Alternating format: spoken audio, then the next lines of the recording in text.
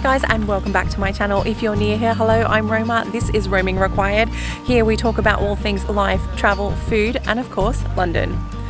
Today we are in Victoria Park in East London. It is the largest park in the borough of Tower Hamlets at about 86 hectares or 213 acres, and it attracts about 9 million visitors a year. In this video, I'm going to show you the highlights of the park, things you can do when you're here, and what you want to see. It is so popular with the local residents, as it has been since it was opened back in the 1840s. Speaking of the 1840s, let me take you back to the 1840s of East London.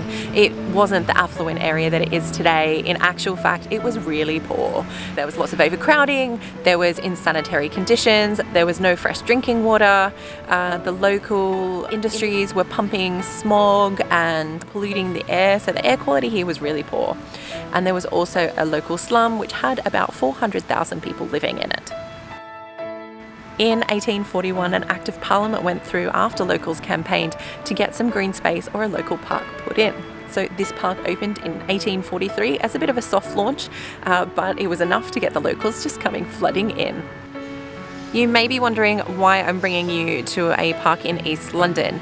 Surely you have been to one of the many popular parks in London, places like Hyde Park, Regent's Park, St James's Park, they're the big ones. Victoria Park is the People's Park. It is a local park, mainly frequented by local Londoners. There's a few things to do, it makes a great day out. Is it better than any of the others? Probably not, but it is definitely a local haunt. Behind me is the Pavillion Cafe. It is one of the best places to eat in Victoria Park. If you're interested in getting coffee, grabbing a couple of beers, they also do a mean brunch in case you're interested. Just a quick side note, if you are enjoying this video, don't forget to click that like button and subscribe to our channel. So this is Pagoda Island. So the Chinese summer house was built in the 1800s. It did sustain significant damage during World War II, so it did have to be demolished, and that was back in 1956. This replica behind me was actually installed in 2012. So it is a significant landmark here in Victoria Park. It is quite popular with kids. And one thing you should know is back in the day when it was originally built, it was actually built on an island, so none of the footbridges that lead to it today existed. The park is bounded on two sides by canals. Regent's Canal lies to the west, while a branch of it, once known as the Hertford Union Canal, runs along the southern edge of the park. The 200-year-old Regent's Canal is 8.6 miles or 13 kilometres long and runs from Paddington to Limehouse, where it joins the Thames. With 12 locks along the canal, it's common to see colourful narrowboats navigating the waterway, while the scenic towpath is popular with runners and cyclists. Victoria Park is divided into two halves, the East Park and the West Park. I'm currently standing in the West Park.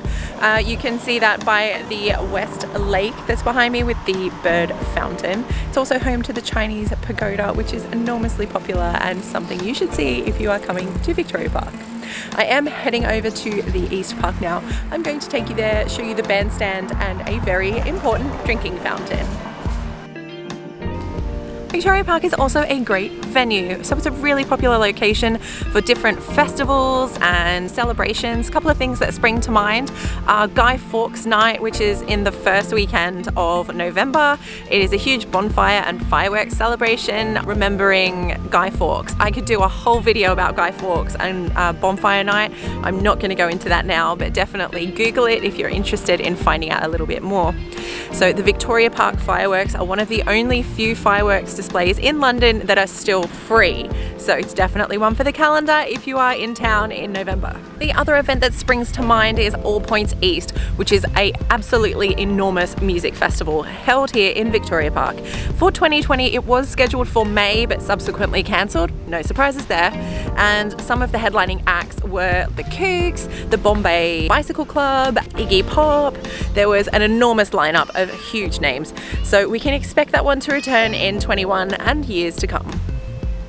This is the Burdett-Coutts drinking fountain. It was installed in 1862 after local philanthropist Angela Burdett-Coutts funded it for £6,000, which in these days we're talking about £500,000. The purpose of the fountain was to be able to give local residents access to fresh drinking water, because before that they were using dirty water from local bathing ponds. So the drinking fountain is made from pink marble and granite, which is stunning and has obviously lasted the test of time.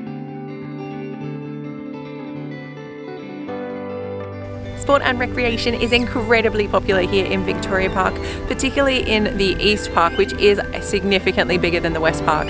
There's a lot more land for people to just kick a ball around, play some frisbee.